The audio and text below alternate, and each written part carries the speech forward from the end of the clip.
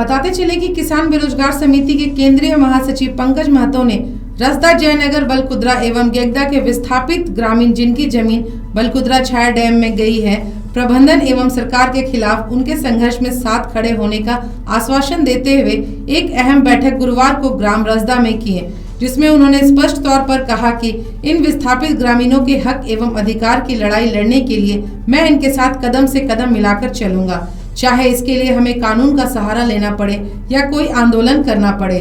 मैं इनके साथ खड़ा हूं, क्योंकि वर्षों से इनकी लड़ाई सरकार एवं प्रबंधन से चल रही है। अब मैं इनके साथ खड़ा हूं। हर किसान की लड़ाई मुझे अपनी लड़ाई प्रतीत होती है। किसानों के हक एवं अधिकार की लड़ाई लड़ने से मैं कभी पीछे नहीं हटूंगा। उक्त बातें पंकज महतो ने कही। पतरातू से जय किशन पाठक की रिपोर्ट। भैया आप अपना परिचय दें और कहाँ से हैं पहले ये बताएं। मेरा नाम राजाराम प्रसाद है। हम बलकुद्रा के रहने वाले हैं और हमारा पीटीपीएस में विस्थापित है ज़मीन हमारा उसमें अधिग्रहण किया है। अभी जो आप लोग वार्ता कर रहे हैं ये किस विषय में और क्या कहना चाहते हैं आप इसके बारे में? अभी मेरा कहना है कि ये 3 गांव है जिसमें 450 एकड़ जमीन है। कौन से 3 गांव है क्लियर? रसदा, बलकुद्रा, गेगदा, जयनगर, 4 गांव हैं। तो ये 4 गांव को मिला के 450 एकड़ जमीन 72 के नोटिफिकेशन से 89 में इन्हें अवार्ड घोषित किया। कम से कम 18 से 20 साल लगा। इतना लंबा प्रोसेस में ये कंप्लीट किया, जहाँ तक हमको जानकारी है कि इतना लंबा प्रोसेस उसमें चलता नहीं। और उसमें जो रेट का निर्धारण किया था वो 60 और 70 ईस्वी के रेट को लेकर निर्धारण किया था। इसलिए 1 डिसमिल 5 रुपये डिसमिल, 10 रुपये डिसमिल, 150 रुपये डिसमिल का रेट बनाया। तो वो जब 90 में कंप्लीट किया और शिविर लगाया पेमेंट के लिए, तो चारों गांव के लोग पेमेंट लेने से इनकार कर दिया इस शर्त पर ये चारों गांव को ये तीसरा चरण जमीन ले रहा है। इसके पहले सीसीएल लिया, रेलवे लिया, डीबीसी लिया, फिर पीटीपीएस भी लिया डैम में, और एक जीविका का साधन है, इसलिए ज़मीन को आप छोड़ा जाए। लेकिन वो गवर्नमेंट ने नहीं छोड़ा और फिर वह ज़बरदस्ती पैसा ट्रेजर में जमा करके पुलिस के बल पर यहाँ कई बार कार्रवाई किया, जो तब से ग्रामीण विरोध करते आ रहा है। और हमारा ये डिमांड है कि जो ट्रेजर में पैसा जमा है आज के दर से हमारा पैसा भुगतान किया जाए, और जो इंडस्ट्री एनटीपीसी और पीटीपीएस में है एक पॉलिसी निर्धारण करके लोगों को ज़मीन के आधार पर नौकरी दिया जाए।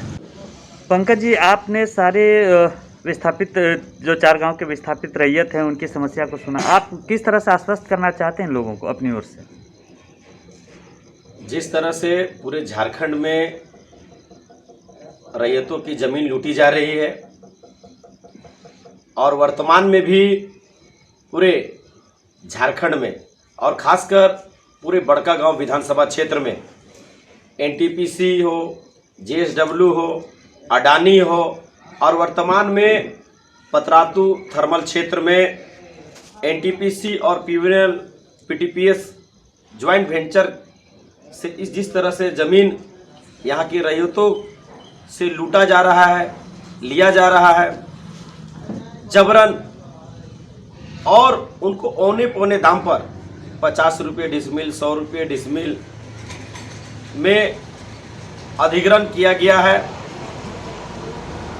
और ज़बरदस्ती ट्रेजरी में जमा कर दिया गया, जो काफ़ी लंबे समय से रैयत ज़मीन की लड़ाई लड़ रहे हैं अपनी भू वापसी को लेकर, अपने हक अधिकार को लेकर कि हमारा ज़मीन वापस करो। और बहुत सारे रैयत हैं जिनकी रसीद कट रही है, अपनी ज़मीन वापसी को लेकर, अपने हक अधिकार को लेकर संघर्ष कर रहे हैं। सड़क से लेकर सदन तक सरकार सुनने का नाम नहीं ले रही है। आने वाले समय में हम लोग किसान बेरोजगार संघर्ष मोर्चा रैयतों के सहयोग से बड़े आंदोलन करेंगे और ज़रूरत पड़ने पर हम लोग कोर्ट का भी दरवाज़ा खटखटाएंगे।